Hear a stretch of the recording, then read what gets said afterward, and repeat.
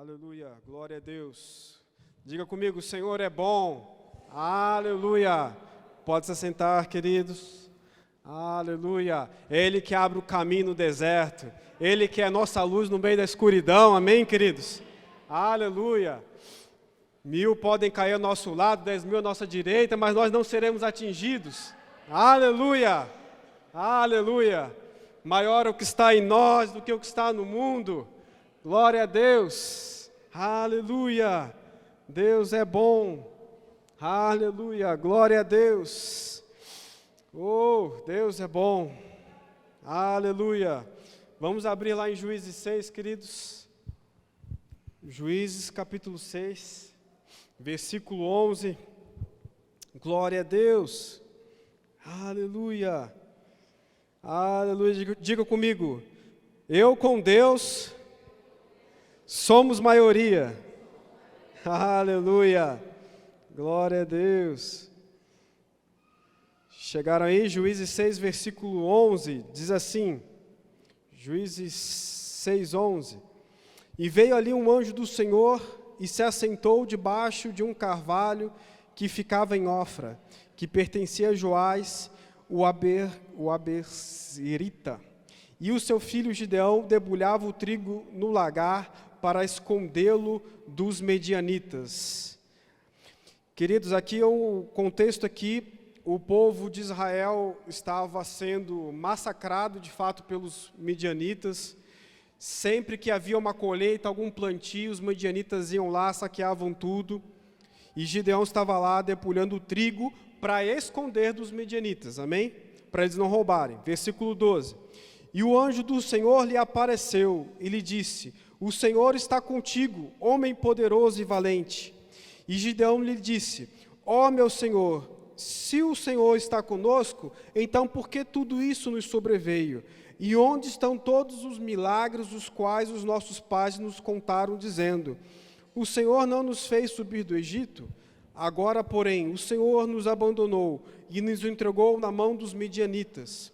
Versículo 14. E o Senhor olhou para ele e disse: vai neste poder, e tu salvarás Israel da mão dos medianitas. Não te enviei eu? E ele lhe disse: ó meu Senhor, com que salvarei Israel? Eis que minha família é pobre em Manassés, e eu sou o menor na casa de meu pai. E o Senhor lhe disse: certamente estarei contigo, e tu ferirás os medianitas como a um homem. Aleluia. Graças a Deus. Queridos, é interessante essa história de Gideão. E Gideão, primeira coisa, Gideão estava trabalhando, amém? Gideão não estava, como se diz, né? De barriga para cima, olhando para cima, sem fazer nada. Gideão estava trabalhando, debulhando o trigo, amém? E, queridos, o anjo do Senhor apareceu a Gideão. E o anjo do Senhor comissionou Gideão para libertar o povo de Israel dos medianitas. E qual que foi a primeira resposta de Gideão? Qual foi a primeira coisa que Gideão considerou? Ele falou: como que eu vou salvar Israel? A minha família é pobre em Manassés, e eu sou o menor da casa do meu pai. Além da minha família ser pobre, eu sou o menor da casa de meu pai. Como que eu vou fazer isso? Queridos, muitas vezes o Senhor nos chama para fazer coisas. Muitas vezes o Senhor nos comissionou para coisas específicas, chamados específicos para esse tempo. E muitas vezes a nossa resposta tem sido: mas quem sou eu? Como que eu vou fazer isso sozinho? E a resposta do Senhor para Gideão é: certamente estarei contigo, e tu ferirás os medianitas como a um homem. Queridos, não era para ser na força de Gideão. Era para ser de acordo com a direção, de acordo com o chamado de Gideão. Era o Senhor que ia capacitar Gideão. Amém, queridos? Aleluia.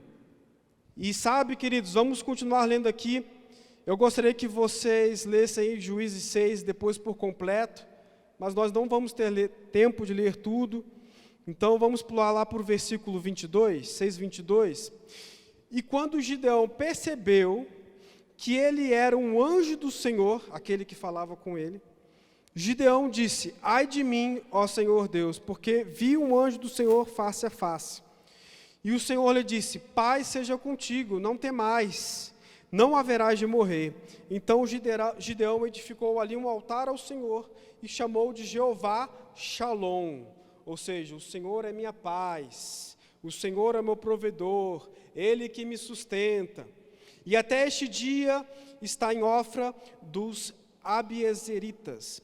E sucedeu que na mesma noite que o Senhor lhe disse: toma o novilho do teu pai, o segundo novilho de 7 anos de idade, e põe abaixo o altar de Baal que o teu pai tem, e corta o arvoredo que está junto a ele.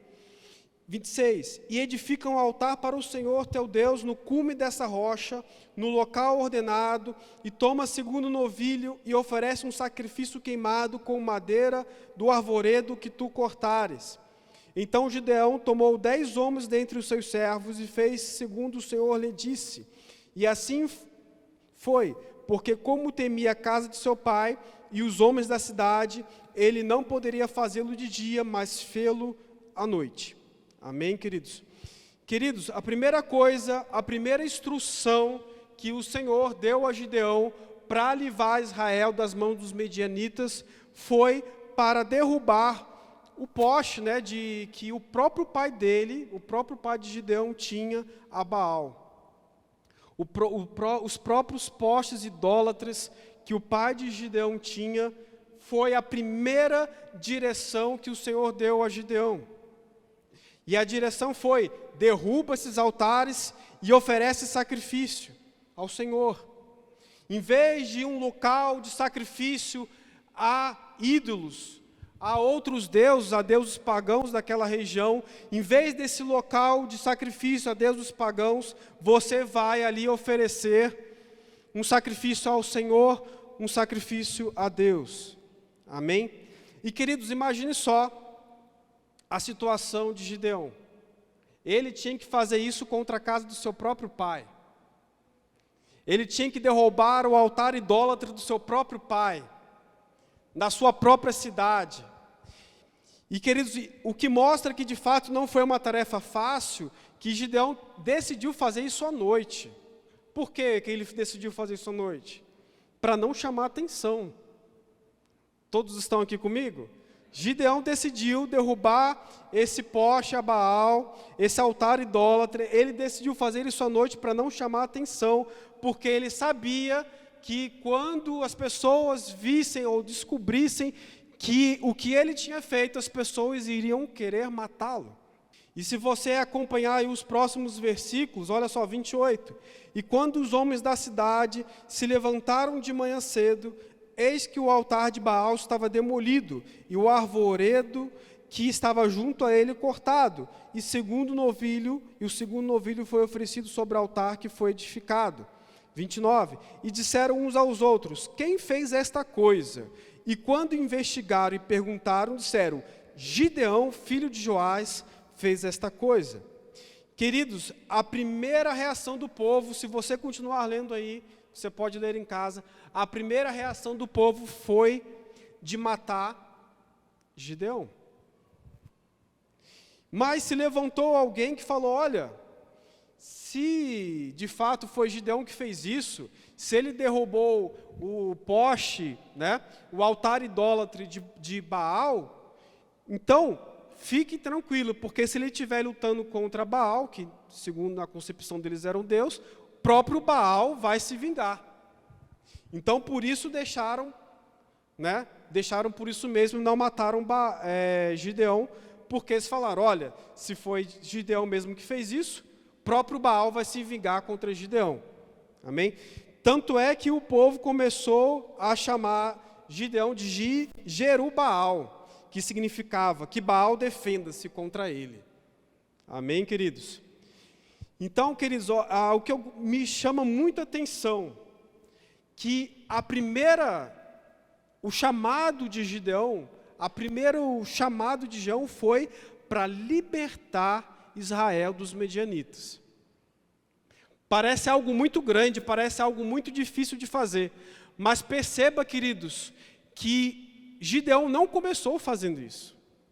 Gideão não começou libertando Israel. Gideão começou livrando o poste idólatra, o altar idólatra. Ele começou limpando o altar idólatra da sua própria família. Ele começou o seu chamado, não com um passo logo muito grande, libertando todo Israel. Ele começou obedecendo ao Senhor nas primeiras direções, nas direções mais simples que o Senhor dera. Embora nós acabamos de ver que não foi algo muito simples. Mas você há de convir comigo que foi mais simples do que libertar Israel, toda a nação de Israel dos medianitas. Então, o que me chama a atenção aqui na atitude de Gideão foi a obediência, a submissão às ordens do Senhor. Embora de início ele tenha se considerado pequeno, o menor de sua casa, ele começou obedecendo nas pequenas coisas. E a partir do versículo 33, acompanhem comigo aí, versículo 33. Então todos os medianitas e os amalequitas e os filhos do Oriente se reuniram e atravessaram e acamparam no vale de Jezreel. Porém, o Espírito do Senhor veio sobre Gideão, e ele soprou uma trombeta, e Abiezer foi reunido após ele. E ele enviou mensageiros por todo Manassés, que também foi reunido após ele, e enviou mensageiros a Asser, e a Zebulon e a Naftali, e eles subiram para encontrá-los. Aleluia! Sabe, queridos, Gideão começou obedecendo nas pequenas coisas. Gideão começou sendo submisso. E quando a situação de perigo veio, quando os amalequitas, teve mais um povo aí além dos amalequitas, os medianitas, os amalequitas, os medianitas e os povos do Oriente cercaram Israel, de repente o Espírito do Senhor veio sobre Gideão. E aquele rapaz que era tímido, receoso muitas vezes para seguir o chamado dele, de repente ele veio com intrepidez e tocou a trombeta e começou a chamar todo Israel para a batalha. Aleluia!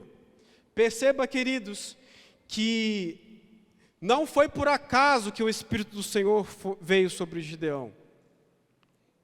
Não foi do nada. Ele já tinha um histórico de obediência e submissão ao Senhor. Sabe, queridos, muitas vezes nós queremos o poder de Deus e queremos a unção do Espírito, não é verdade? Eu quero o poder de Deus e a unção do Espírito. Mas para nós chegarmos em níveis maiores de poder e unção do Espírito sobre nós, nós temos que aprender a sermos submissos à direção que o Senhor tem nos dado. Aquilo que o Senhor tem mandado nos livrar, aquilo que o Senhor tem mandado dentro da nossa própria família se acertar, é preciso resolver essas coisas, queridos. Antes de querer o poder de Deus, é preciso seguir a palavra de Deus, seguir as orientações do Espírito, amém? Não é por acaso que o Espírito do Senhor veio sobre Gideão. O pastor Sérgio costuma dizer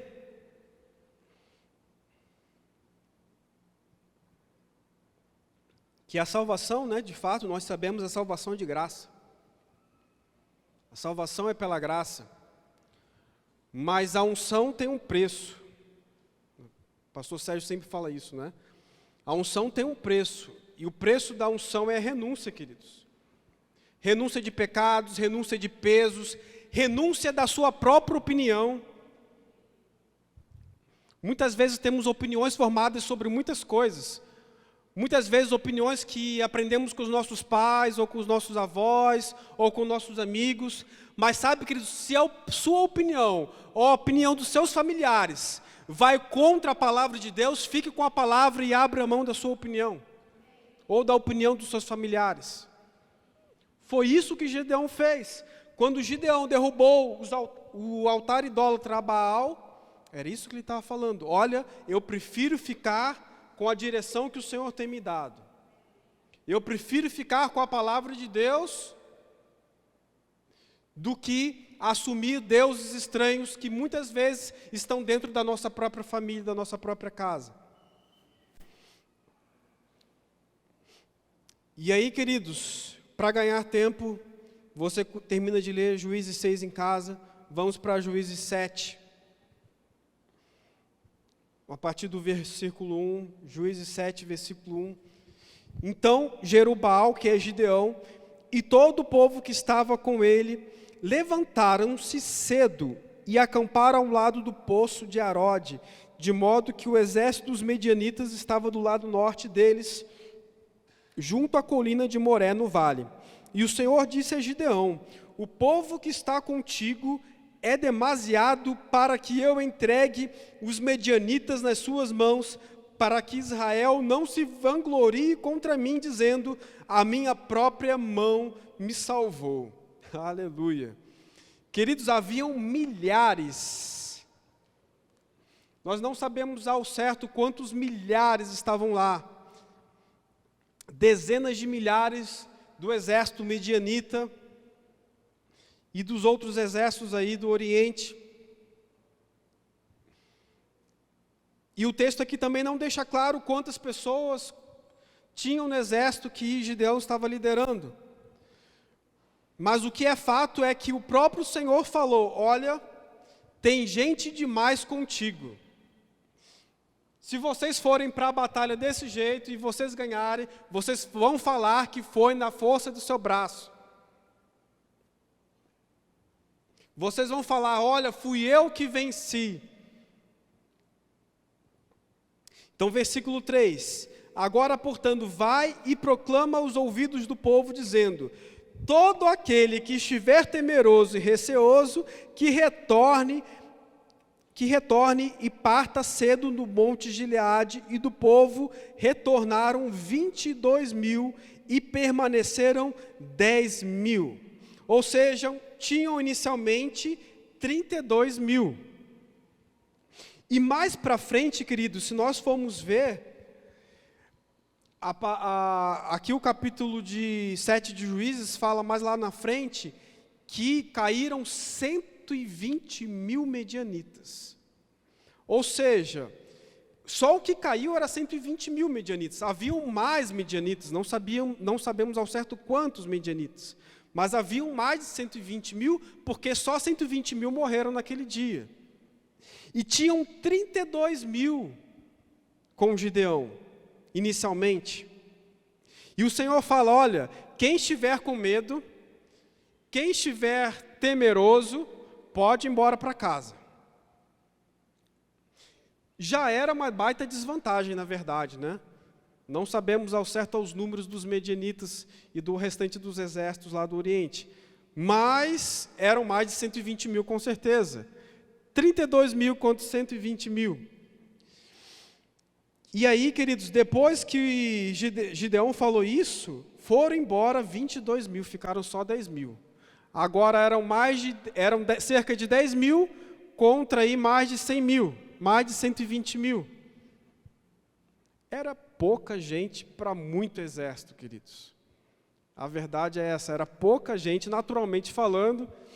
Era um exército pequeno de Gideão contra um exército muito numeroso dos medianitas e dos amalequitas. Mas o Senhor falou: olha, quem estiver com medo, vai embora. Quem não estiver na mesma visão, pode ir embora. Quem estiver receoso, pode ir embora. Foi o que o Senhor falou. E a continuação aqui, versículo 4. E o Senhor disse a Gideão: o povo ainda é demasiado. Eram 10.000 só contra mais de centenas de milhares. O povo ainda é demasiado. Faze-os descer até a água. Versículo 4. E ali os provarei para ti, e será que daqueles que eu te disser, este irá contigo, o mesmo irá contigo, e de todo que eu disser, este não irá contigo, o mesmo não irá. Então, depois de ter só 10.000, o Senhor fala ainda que ainda tem muita gente. Ainda tem muita gente para lutar contra centenas de milhares. É engraçado isso, né, queridos? Versículo 5. Assim, ele fez descer o povo até a água, e o Senhor disse a Gideão: todo aquele que lamber a água com sua língua, como lambe um cão, este tu separarás. Do mesmo modo, todo aquele que se dobrar sobre os joelhos para beber. E o número daqueles que lamberam, levando a mão à boca, foi de 300 homens. Mas todo o restante do povo que se dobrou os joelhos para beber a água. Mas todo o restante do povo se dobrou sobre os joelhos para beber água. E o Senhor disse a Gideão: pelos 300 homens que lamberam, eu vos salvarei, e entregarei os medianitas na tua mão, e que todas as outras pessoas voltem, cada qual para o seu lugar. Então o Senhor disse para Gideão: olha, leva o povo para beber água, os 10.000, leva esses 10.000 para beber água. Quem dobrar o joelho, ou seja, quem literalmente dobrar o joelho para beber água e lamber a água como um cachorro, né? Esse está fora.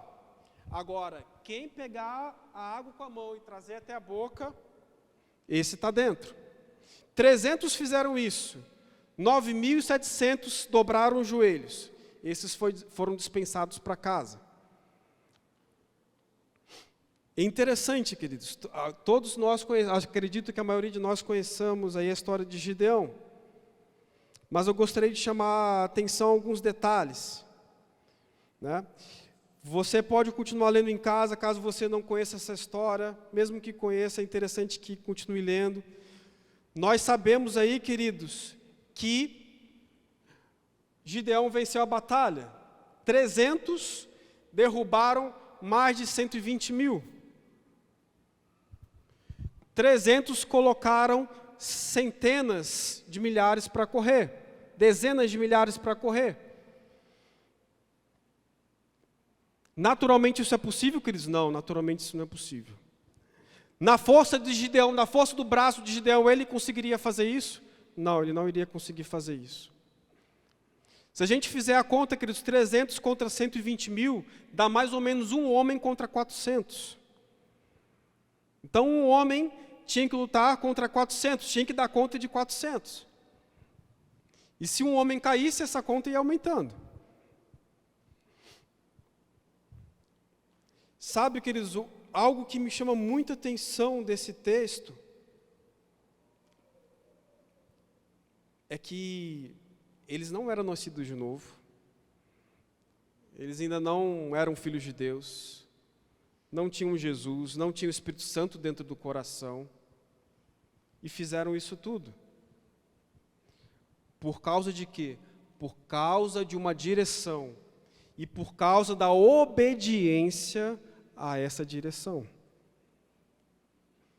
Qual é o rei, qual é o juiz, qual é o líder do povo que ia levar seu povo para a guerra numa desvantagem como essa?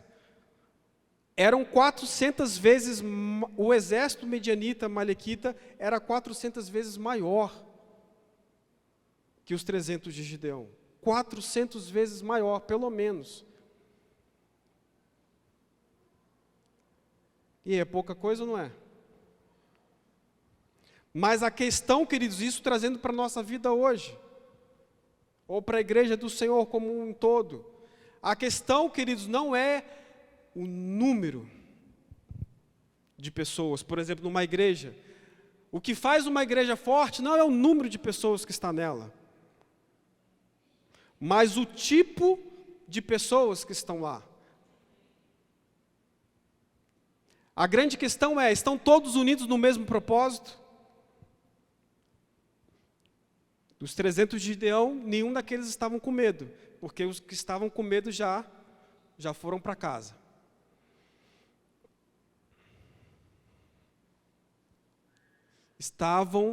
Aqueles 300 estavam todos debaixo da mesma visão, da mesma direção.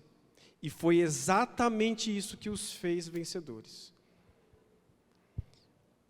Então, queridos, o que importa não é o número de pessoas. Mesmo que aqui entre nós estejamos aqui, vamos supor, meia dúzia de pessoas, uma dúzia de pessoas, já seria o suficiente, queridos, para ganhar Maringá para Jesus. Aleluia. Se Gideão, queridos, conseguiu, com 300, derrubar 120 mil soldados inimigos, sem ser filho de Deus, sem ter o Espírito Santo dentro, nós, queridos, podemos conquistar muito mais para o Senhor. Aleluia. Porque estamos numa aliança superior com superiores promessas. Aleluia. Aleluia. Sabe, queridos, a gente não vê Jesus escolhendo milhares de apóstolos. Ou centenas de apóstolos. Ou dezenas. Ele escolheu apenas 12. Não é verdade? E desses 12, esses 12 incendiaram o mundo, queridos. Esses 12, nós somos fruto desses 12 aí. Não é verdade? Se não fosse o ministério deles, a palavra nunca tinha chegado até aqui.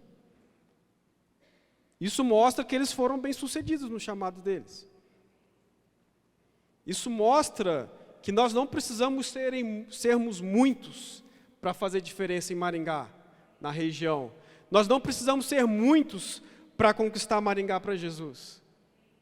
O que nós precisamos é termos todos a mesma visão, estarmos debaixo todos da mesma direção, submissos a essa visão, obedientes a esta visão.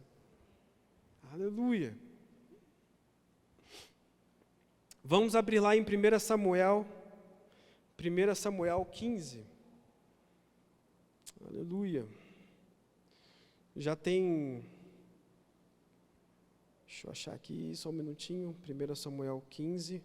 Já tem algumas semanas que eu estou com esse versículo que nós vamos ler agora ardendo no coração.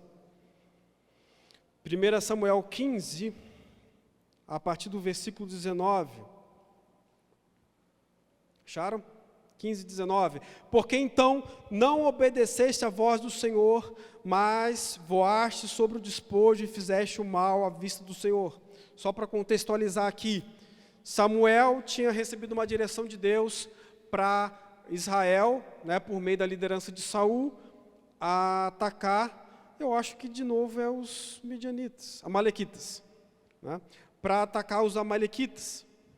E era para não deixar despojo nenhum, não levar despojo nenhum, era para matar todo mundo. Amém?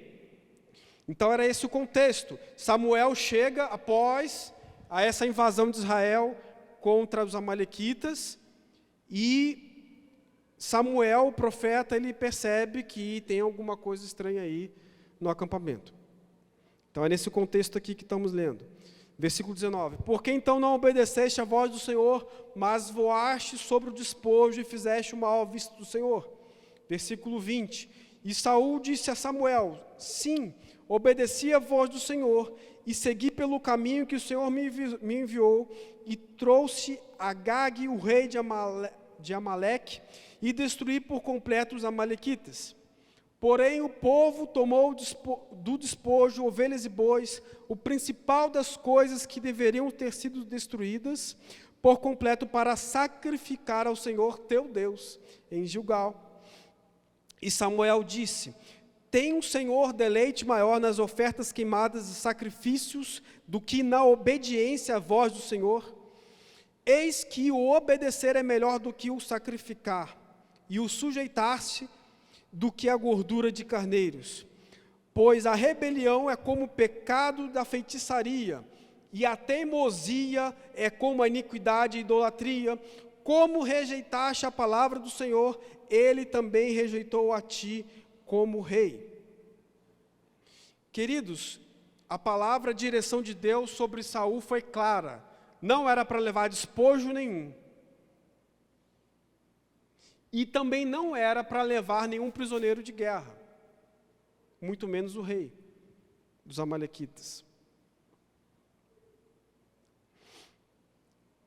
E é muito interessante a resposta que Samuel dá a Saul, porque segundo Saul, ele tinha feito isso, ou seja, pegou o melhor do gado lá, das ovelhas, o melhor dos despojos, Pegou para oferecer a quem? Ao Senhor. Parece algo louvável? Parece algo correto? Afinal, ele pegou o melhor do gado dos amalequitas para oferecer ao Senhor em sacrifício. Soa muito bonito, soa muito religioso. Tem até um ar de espiritualidade. Mas a resposta de Samuel é muito dura. E o Senhor usa ele para falar. Deleite maior nas ofertas queimadas e sacrifícios do que na obediência à voz do Senhor. Então Saul queria oferecer. O pretexto, a desculpa por não ter obedecido e ter matado tudo, era porque era para oferecer sacrifício ao Senhor. Mas Samuel fala, olha, o Senhor prefere, antes de sacrifício, Ele quer obediência. Antes de uma capa de religiosidade, o Senhor quer obediência e fidelidade à sua palavra. E aí ele continua, versículo 23, a rebelião é como pecado de feitiçaria. E aqui Samuel pega pesado. Sendo inspirado por Deus, obviamente. Porque se a gente ler os livros da lei, como o próprio Deuteronômio, vamos abrir lá, Deuteronômio 18, versículo 9. Vou ler com vocês, Deuteronômio 18, 9. Esse iniciozinho aqui é o título, tá? É um errozinho aí da Bíblia. Quando chegardes à terra que o Senhor teu Deus te dá, não aprenderás a fazer conforme as abominações dessas nações. Não se encontrará entre vós ninguém que faça seu filho ou sua filha passar pelo fogo, ou que use de adivinhação, ou que observe os tempos, ou um agoureiro, ou um feiticeiro, ou um encantador, ou alguém que consulte espíritos de adivinhação, ou um bruxo, ou alguém que consulte os mortos.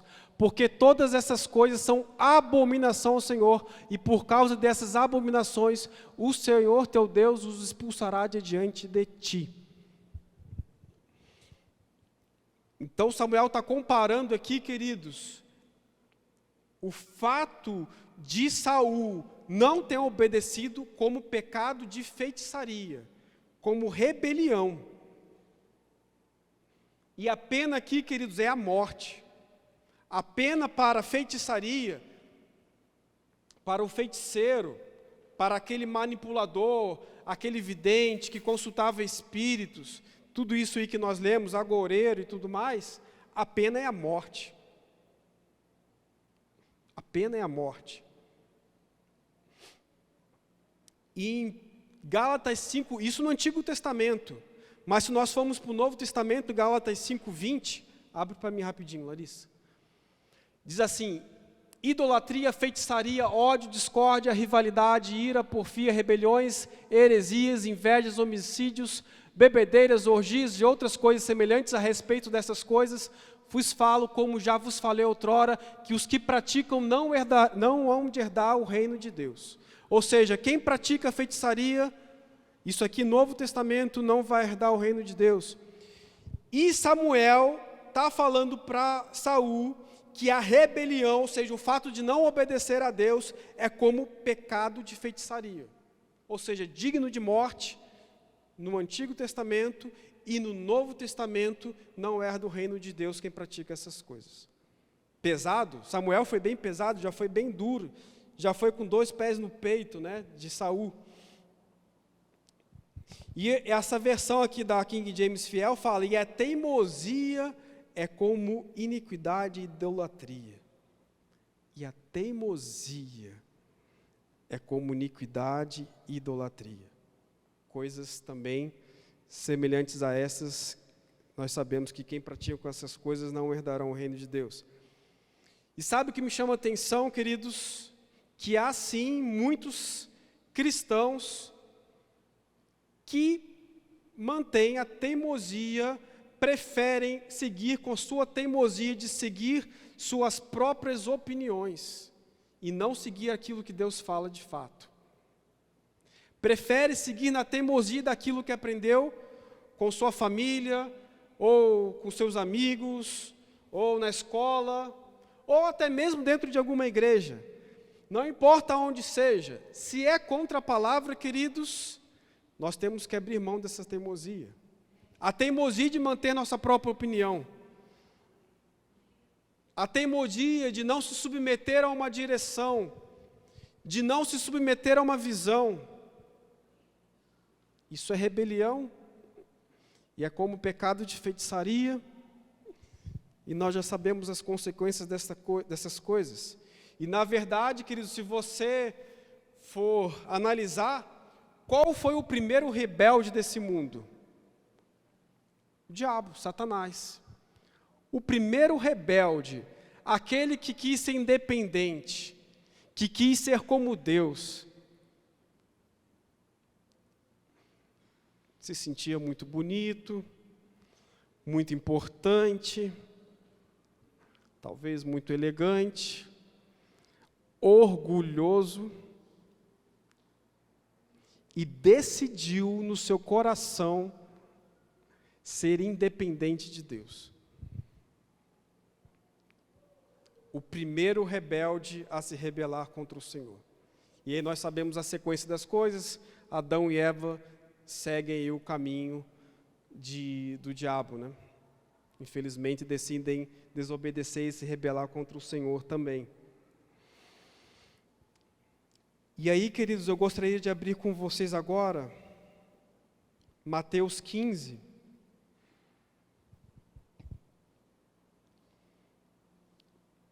Mateus 15, versículo 1.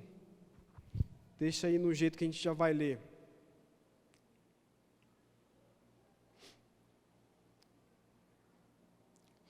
Mateus 15, 1. E então, escribas e fariseus, vindos de Jerusalém, chegaram a Jesus e lhe perguntaram: por que os teus discípulos transgridem a tradição dos anciãos, pois eles não lavam as mãos quando comem pão? Mas ele, Jesus, respondendo, disse-lhes: por que também vós transgredis o mandamento de Deus pela vossa tradição? Porque Deus ordenou, dizendo: honra teu pai e tua mãe, e quem amaldiçoar o pai ou a mãe, inevitavelmente morrerá. Mas vós dizeis: qualquer que disser a seu pai ou sua mãe, isto é uma oferta, tudo quando puderes ser aproveitado por mim. E não honrar a seu pai nem a sua mãe, esse estará livre. Assim invalideis o mandamento de Deus pela vossa tradição. Versículo 7. Hipócritas, bem profetizou Isaías a vosso respeito, dizendo: este povo se aproxima de mim com sua boca e me honra com seus lábios, mas o seu coração está longe de mim. Mas em vão eles me adoram, ensinando por doutrinas dos mandamentos dos homens. Aleluia, até aqui. Até aqui. Sabe, queridos, diga comigo, aparência de piedade. Os judeus estavam criticando os discípulos de Jesus por não lavar a mão. Não era isso? Por não lavar a mão antes de comer. A conversa começou assim. Os fariseus foram se queixar com Jesus por que seus discípulos não lavavam a mão antes de comer pão. E aí Jesus, sem meias palavras, né? E talvez se Jesus estivesse pregando hoje aqui, talvez iria escandalizar boa parte dos crentes hoje, né?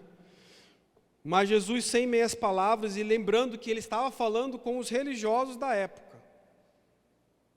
Ele não estava falando com o povo que não tinha aliança com Deus. Ele estava falando com o povo que tinha aliança com Deus. E aí Jesus fala sobre a questão de que eles muitas vezes deixavam de honrar pai e mãe, dizendo que aquele dinheiro que seria para ajudar o pai e a mãe, na verdade eles estavam dando como oferta para Deus. E por isso eles estavam dispensados perante a lei de honrar pai e mãe. Diga comigo novamente: aparência de piedade. Parece tudo muito bem.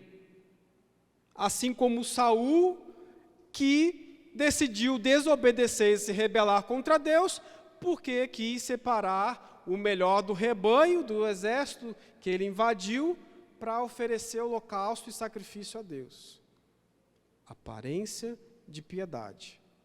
Mas no fundo, o que é no fundo? Rebelião. Rebelião. Da mesma forma que Saul se rebelou contra o Senhor, os fariseus aqui também estavam se rebelando, porque eles estavam torcendo a lei para seu próprio benefício. Para não ter que cumprir o mandamento de honrar pai e mãe, estavam falando: olha, já estamos dando oferta ao Senhor, então estamos limpos diante de Deus. Ainda usa a palavra para se defender. Ainda usa uma suposta oferta e entrega ao Senhor como justificativa para o seu erro. Aparência de piedade. Queridos, temos que tomar muito cuidado no tempo que nós estamos vivendo com a aparência de piedade, com a aparência de religiosidade, porque não é isso que vai levar nenhum de nós para subir com o Senhor nos céus. Não vai ser aparência de piedade, não vai ser aparência de religiosidade, como Jesus chamava eles, né? Sepulcro caiado, bonitinho, por fora está bonitinho, pintadinho, mas por dentro está podre. Não é isso que vai nos levar para o céu, queridos. Não é essa aparência de religiosidade que vai nos levar para o céu, mas sim uma verdadeira entrega e obediência ao Senhor e à sua palavra. É isso que vai fazer diferença nas nossas vidas.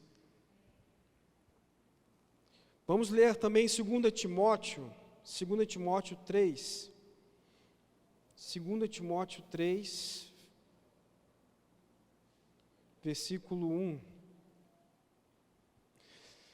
Sabe, porém, isto, que nos últimos dias perigosos tempos sobrevirão, porque haverá homens amantes de si mesmos, avarentos, presunçosos, orgulhosos, blasfemos, desobedientes a pais e mães, ingratos, profanos, sem afeto natural, irreconciliáveis, falsos acusadores, incontinentes, cruéis, inimigos daqueles que são bons, traidores, obstinados ou teimosos, soberbos, mais amantes dos prazeres do que amantes de Deus, tendo aparência de piedade, mas negando o poder dela, destes afasta-se.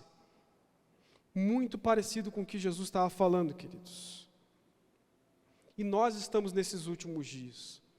Muitas pessoas se apresentam com uma aparência de piedade, queridos. Mas nós temos que colocar os frutos dessas pessoas diante da palavra. Os frutos são esses que nós lemos aqui: pessoas presunçosas, avarentas, amantes de si mesmos, ou são os frutos do Espírito? A gente tem que colocar isso, queridos, porque a aparência não vai levar ninguém para o céu. A aparência não vai salvar ninguém. E também a aparência não vai fazer essa igreja crescer. A aparência de piedade não vai fazer essa igreja crescer.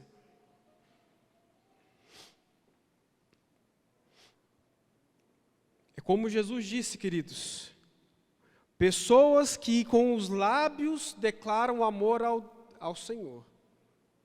Pessoas que com os lábios louvam a Deus, mas muitas vezes o coração, por dentro, está bem distante. Distante da palavra, distante do Senhor, distante do Espírito. E é interessante que Paulo fala aqui a Timóteo que para esse tipo de pessoa, não é aquela questão, vamos tentar se aproximar para salvar essa pessoa, não. A direção aqui, queridos, é se afastar desse tipo de pessoa. Porque esse tipo de pessoa, queridos, são pessoas normalmente manipuladoras, feiticeiros. Talvez não feiticeiro do mundo espiritual, mas feiticeiro e manipulador de mentes e de corações. Pessoas que usam sua aparência para tentar conseguir aquilo que quer.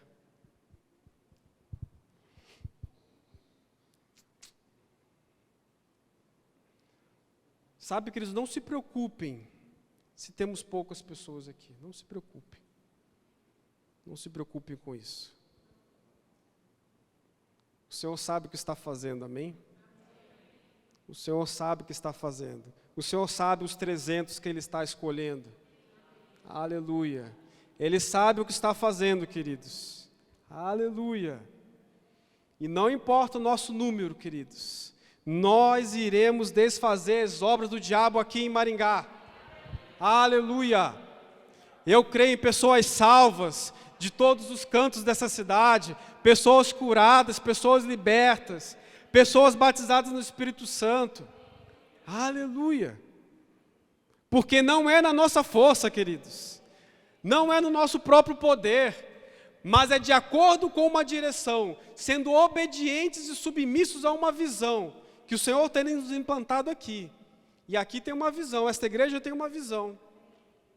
E à medida, queridos, que nós nos submetermos a essa visão, que nos submetermos à direção que o Senhor tem dado a essa igreja, queridos, nós vamos ver o inimigo recuar, nós vamos ver o inimigo cair. Aleluia! Aleluia! Quem crê comigo aqui? Aleluia!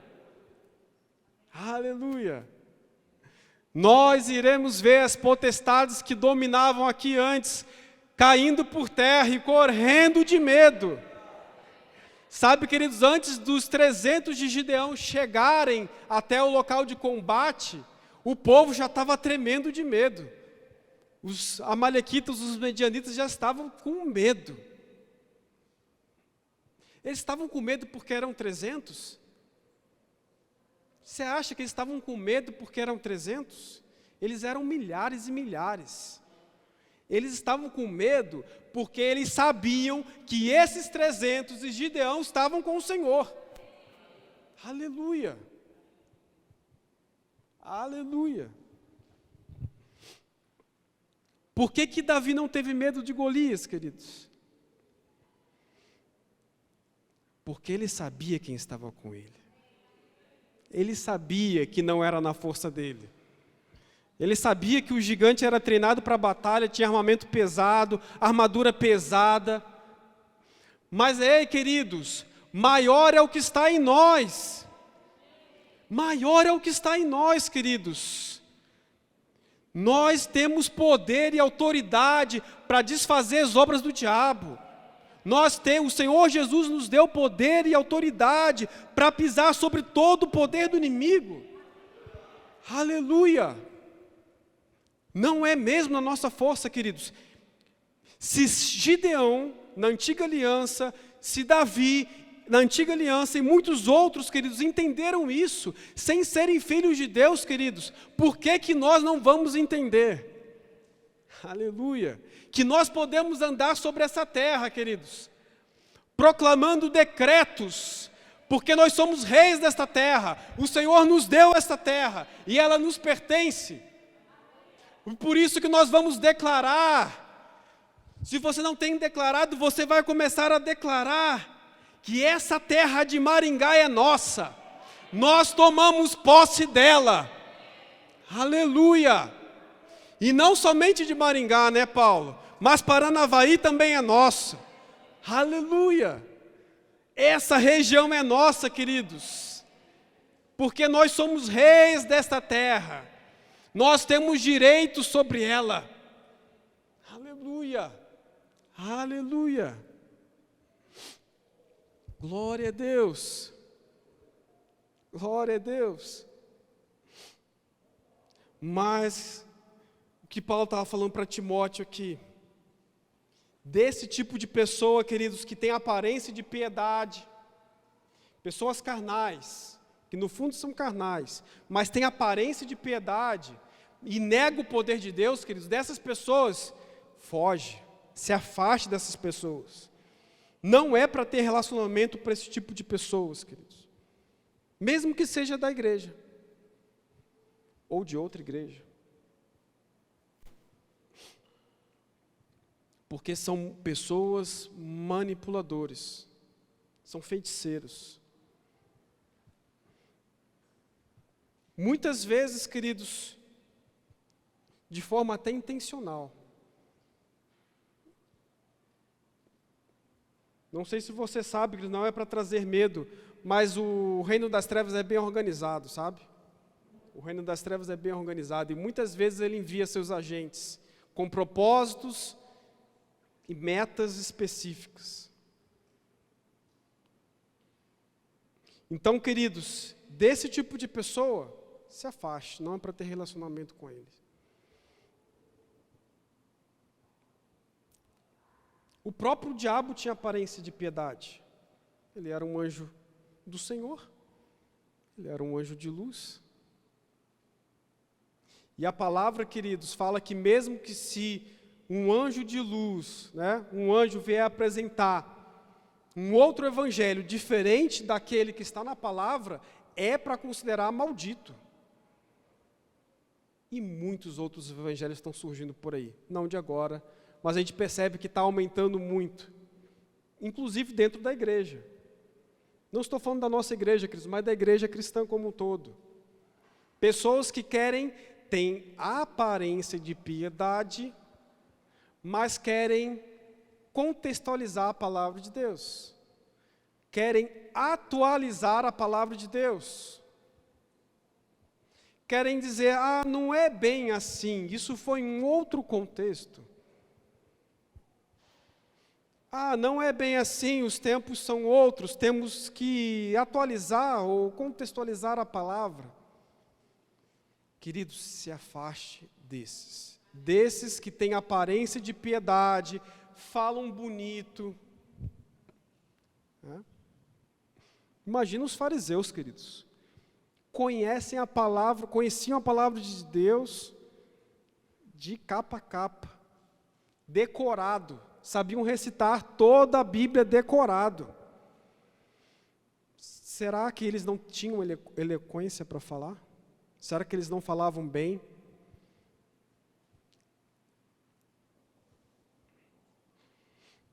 Mas Jesus, a palavra, Paulo está nos dizendo aqui, queridos, que essas pessoas, mesmo que falem bonito, mesmo que com o lábio louve ao Senhor, mesmo que com o lábio esteja falando teoricamente a palavra de Deus, mas se essas pessoas negam o poder de Deus,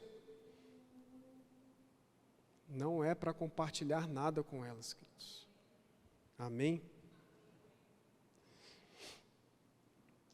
E tome muito cuidado, queridos, porque é contagioso. Rebeldia é contagioso. Tanto é verdade que o diabo primeiro se rebelou. Ele caiu sozinho? Não. Levou 1/3 dos anjos com ele. Por quê, queridos? Porque rebeldia, espírito de facção, de divisão, esse trem é do inferno e é contagioso, queridos. Se a gente não tomar cuidado, se a gente não vigiar, queridos, isso pode entrar até mesmo dentro do nosso coração.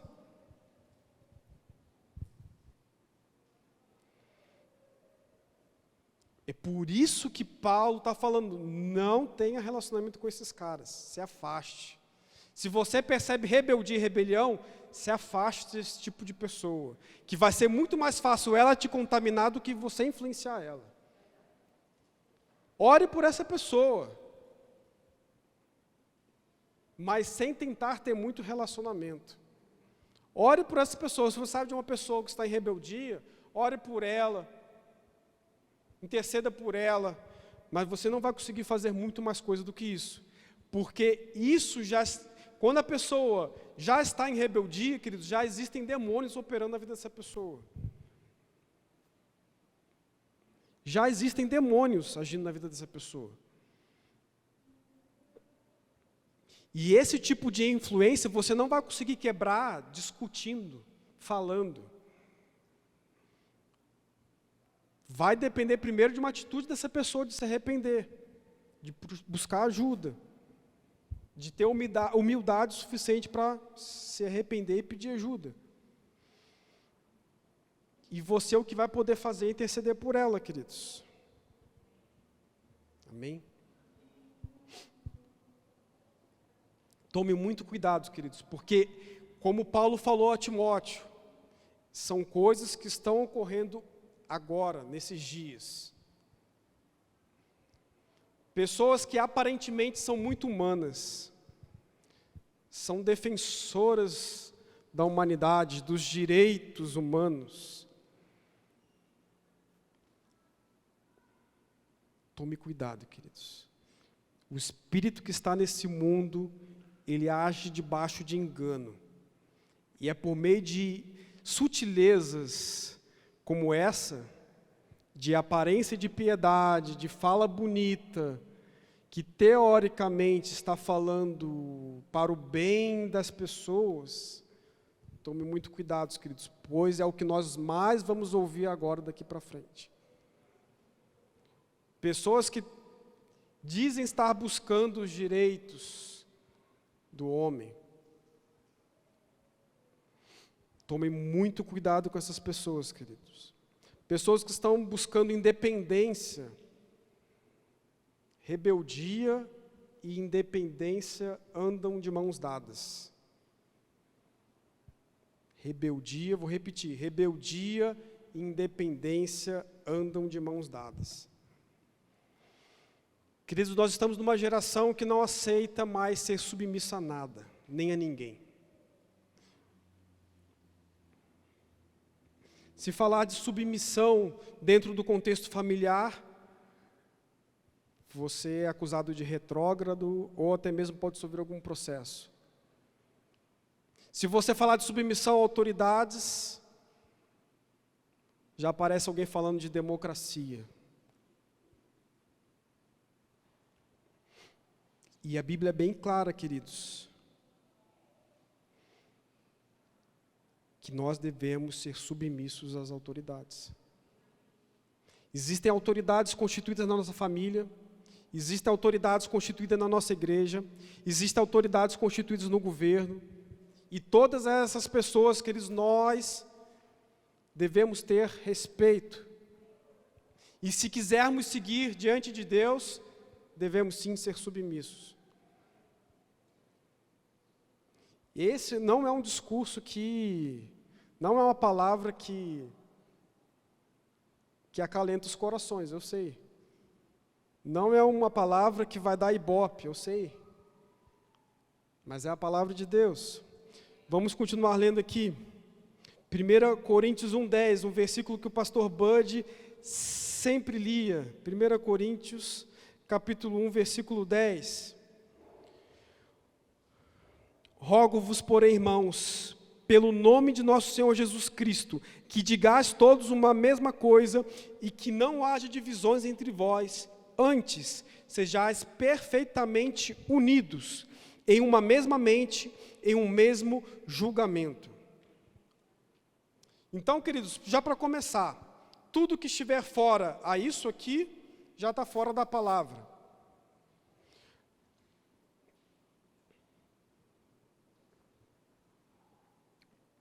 Paulo está falando que devemos ter a mesma mente, a mesma disposição mental.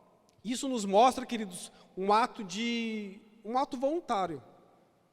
um ato de decisão. A pessoa decide andar em unidade. A pessoa decide andar debaixo da mesma visão. É um ato voluntário. Da mesma forma que o diabo decidiu se rebelar, nós podemos decidir andar em unidade. Podemos e devemos. Amém? Nós devemos falar todos a mesma coisa. Falar a mesma língua, né, por assim dizer. Falar coisas alinhadas com a palavra, debaixo da mesma visão. Senão, queridos, se nós andarmos divididos, nós não vamos subsistir. A direção para a igreja é clara. Todos têm que andar na mesma visão. Foi por isso que o Senhor falou para Gideão: olha, do seu exército, todo mundo que tiver com medo, manda embora. Porque se todos não estiverem na mesma visão, se todos não estiverem falando e pensando na mesma coisa, vocês não vão conseguir vencer. Porque, queridos, é espiritual, não é na nossa força, não é pelo número de pessoas que nós temos, da mesma forma que não foi pelo número de pessoas que tinha no exército de Gideão. Mas o nosso poder e a nossa força está na obediência e a submissão. A nossa força está nisso, a força da igreja do Senhor está nisso, está em se manter unida, com o mesmo pensamento, a mesma visão, falando a mesma coisa. Aleluia. E olha só que interessante, o livro de Atos tem alguns versículos, talvez você se lembre, o termo perseveravam unânimes. Alguns versículos tratam disso, quando se referiam aos discípulos. Perseveravam unânimes em oração, perseveravam na doutrina. Vamos lá ler Atos 1. Tem uns 5 versículos de Atos que trazem esse termo. Mas vamos ler só 2. Atos 1:14. Atos 1:14. Todos estes continuavam unanimemente em coração. Né? Vamos ler outra versão aqui. Coloca uma Almeida atualizada para mim, por favor. Todos esses perseveravam unânimes em oração com as mulheres, com Maria, mãe de Jesus, e com os irmãos dele. Então, queridos, aqui, Jesus já tinha morrido, ressuscitado, e os discípulos estavam esperando o revestimento de poder. E eles estavam perseverando unânimes. Capítulo 2, versículo 46. Já após, 2:46, já após o batismo no Espírito Santo, diariamente perseveravam unânimes, no templo partiam pão de casa em casa, tomavam as suas refeições com alegria, em singeleza de coração. Essa expressão, queridos, unânimes, tem o seguinte significado. Eu procurei no dicionário de Strong e traz a seguinte definição: conjunto de notas diferentes, aqui falando de notas musicais, conjunto de notas diferentes, mas tocadas em harmonia. É isso que significa essa expressão unânimes. Conjunto de notas diferentes, ou seja, cada um de nós aqui somos notas musicais diferentes, é essa a comparação. Somos pessoas diferentes, com criação diferente, com um temperamento diferente, personalidade diferentes, notas diferentes, mas que quando tocadas em harmonia, trazem uma ordem. Continuando lendo aqui o dicionário, somos instrumentos de uma grande orquestra sob a direção de um maestro. Notas diferentes, mas que estão sendo debaixo da direção do maestro. Pensando aqui numa orquestra, numa sinfonia, mas trazendo para o contexto da igreja, o maestro aqui é o Espírito Santo. Quando todos, apesar de serem diferentes, decidem se submeter à direção do Espírito, decidem se submeter à palavra de Deus, agora eles estão em harmonia. Notas musicais diferentes, mas que debaixo da direção, debaixo da regência do Maestro Espírito Santo, agora há harmonia. Aleluia! E a gente percebe, queridos, nesses textos de Atos, que essa igreja que estava em harmonia, apesar de serem pessoas diferentes, muitas vezes com culturas diferentes, alguns eram judeus, outros eram não judeus, mesmo com as suas diferenças, queridos, havia unidade, havia unanimidade, havia beleza. Por quê? Porque cada um não tocava na sua própria nota, no seu próprio tempo, quando queria, de acordo com a sua própria opinião. Mas estavam todos submissos à direção do Senhor. E é exatamente isso, queridos, que vai fazer com que a igreja do Senhor, nesses últimos dias, ganhe essas pessoas que estão no mundo. É exatamente isso, queridos, que vai fazer, da mesma forma que essa unidade e esse amor atrair as pessoas no início da igreja primitiva. Essa é a mesma unidade, esse é o mesmo amor que vai atrair as pessoas nesses dias, em nossos dias. Aleluia. Já estou terminando, queridos, eu sei que o tempo já está avançado. Para terminar, vamos ler Romanos 13, versículo 1. Romanos 13, 1. Nós comentamos sobre isso, mas eu gostaria de ler esse versículo. Toda alma esteja sujeita às autoridades superiores, porque não há autoridade que não venha de Deus, e as autoridades existentes foram ordenadas por Deus. Por isso, quem resiste à autoridade, resiste à ordenação de Deus, e os que resistem receberão sobre si mesmo condenação. Versículo 7. Portanto, dai a cada um o que deveis. A quem deveis tributo, tributo. A quem deveis imposto, imposto. E quem temor, temor. A quem honra, honra. Então, queridos, muito cuidado com aquilo que a gente fala e faz com relação às autoridades. Nessa época de eleição é fácil muitas vezes a gente entrar na carne e começar a falar mal de alguém, né? Eu mesmo esses dias me peguei falando mal de uma autoridade, tive que pedir perdão. Porque, queridos, a nossa reclamação ou a nossa rebeldia não vai mudar nada.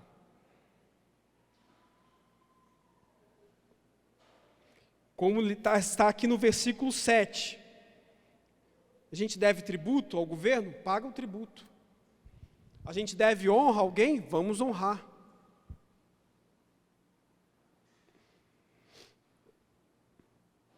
Porque, queridos, a partir do momento que a gente quebra com o princípio de submissão e autoridade, nós já estamos sujeitos a toda sorte de atuação maligna.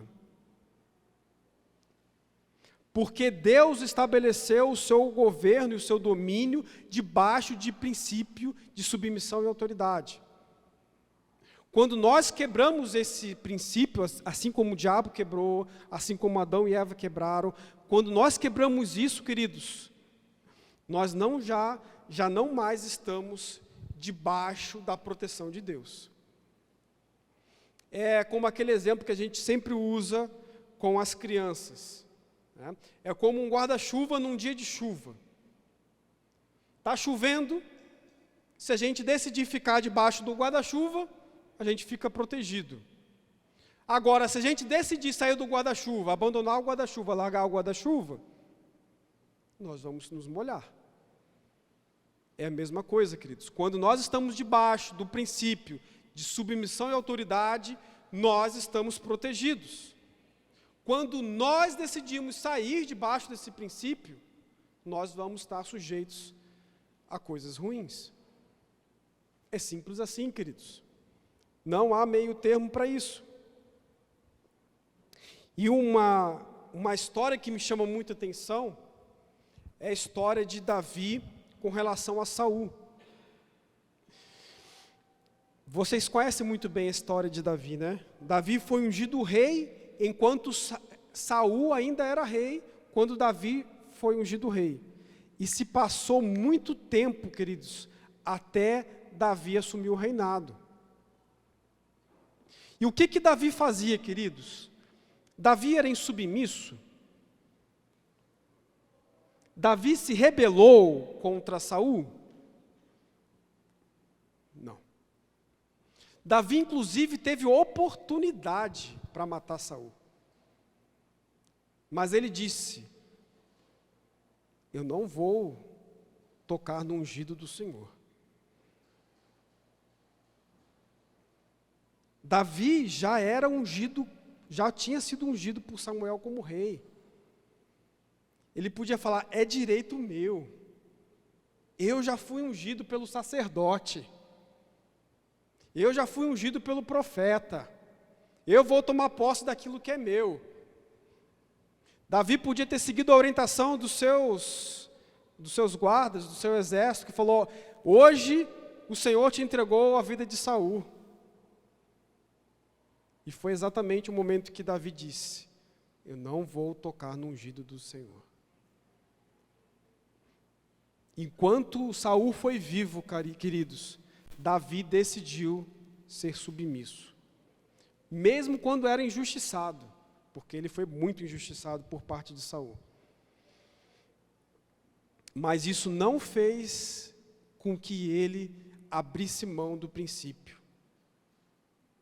E não é à toa, queridos, que Davi é chamado o homem segundo o coração de Deus. Não é à toa. Não se esqueçam que Saul era líder de Davi. Saul era o rei de Davi. E Davi entendia isso, queridos. Davi entendia muito bem o princípio de submissão e autoridade. Davi sabia que se era realmente da vontade de Deus que ele fosse rei, não seria pela força dele. Não seria pelas atitudes próprias dele de tomar o poder. Queridos, eu e você queremos poder de Deus, não é verdade? Eu e você queremos mais unção de Deus. Se eu e você queremos mais unção de Deus, nós temos que ficar mais atentos com relação ao princípio de submissão e autoridade. Nós falamos de governantes, mas uma outra autoridade, o marido, o homem dentro de casa. Outra autoridade, o pastor, que é o governo da igreja. Sabe, queridos, nós temos que ter muito temor para falar de um pastor, seja ele de qual igreja seja. Nós temos que ter muito temor, inclusive, para falar de qualquer igreja. A gente escuta muita história por aí, não é verdade? Mesmo que você tenha testemunhado com seus próprios olhos alguma coisa que algum pastor ou com algum líder de alguma igreja tenha feito de errado, queridos. Ele é liderança. Saul estava errado quando perseguia Davi. Mas Davi entendia que ele era o líder, ele era o rei de Israel. Mesmo Saul estando errado, isso não justificaria uma atitude errada por parte de Davi. Mesmo um pastor ou uma liderança ou um governante estando errado, isso não justifica que nós tomemos atitudes de rebelião. E nem precisa chegar a tanto. O simples fato de falar mal, queridos, você já está quebrando o princípio. Eu e você, quando falamos mal de alguma autoridade, já estamos quebrando o princípio de submissão à autoridade. Então temos que ter muito temor, queridos, muito temor. Se temos que ter temor com relação a uma autoridade natural, imagina uma autoridade espiritual. A gente não imagina o tipo de juízo que pode atrair sobre nós quando nós julgamos ou falamos mal de algum pastor, de algum líder, mesmo eles estando errados, queridos. Deus não nos constituiu líder de ninguém. juiz de ninguém. Se o pastor está errado, coloca diante de Deus, é entre ele e o Senhor. Se você escuta falar mal de alguma igreja, queridos, escuta por aqui, sai por ali, esquece que escutou. Porque, queridos, a igreja vai avançar sobre essa terra nesses dias se agirmos com unidade, pensando e falando a mesma coisa, defendendo o corpo de Cristo. Não vai ser atacando o corpo de Cristo que a gente vai conseguir alguma coisa nessa terra. Não é falando de igreja A, B ou C. Mesmo que a gente não concorde com alguma doutrina de alguma outra igreja, queridos, não estamos aqui para causar divisão. Não estamos aqui para falar mal de ninguém, queridos. Cada um segue na sua visão. O importante é, se você está numa igreja, que você concorde com a visão dessa igreja. Porque é assim que eu e você e a própria igreja vai crescer e prosperar.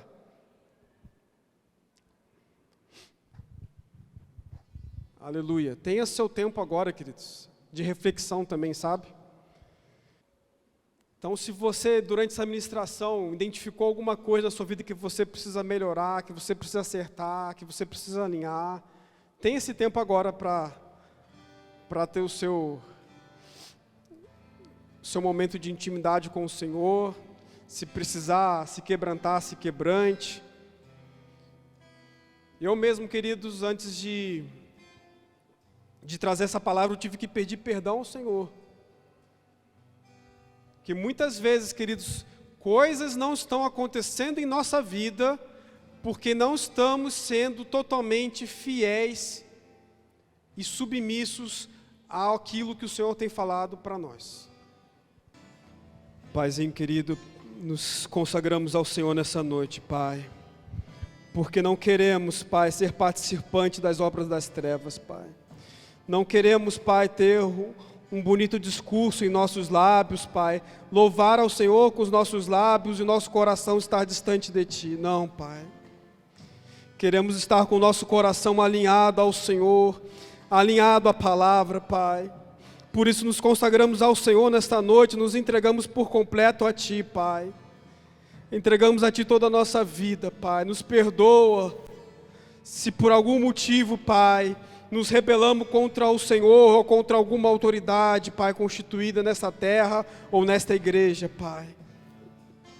Nos submetemos tão somente ao Senhor, Pai.